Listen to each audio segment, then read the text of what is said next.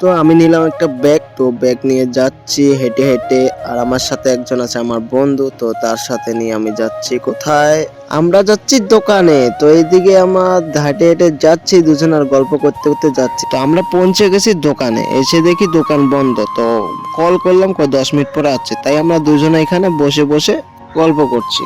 তো ফাইনালি আমরা ব্রয়লার নিলাম, তো ব্রয়লার নিয়ে দুজনে হেঁটে হেঁটে যাচ্ছি। ফিরে এইদিকে যা কিছু নেওয়া লাগে, ধনিয়া মশলা টসলা ছাড়ানো ঠোঙা নিয়েছি। তো এইদিকে দুজনে গল্প করতে যেয়ে আসি। তো অনেক দূর জায়গা, তো বহুত টাইম লাগে যেতে হাঁটি। তো তো এত বড় একটা গ্রাম, কিন্তু দোকান একটাও নেই। তো 2 কিলোমিটার ফাঁকত একটা দোকান, তো ওর থেকে আমরা ব্রয়লার টয়লার ছানিয়ে আসি।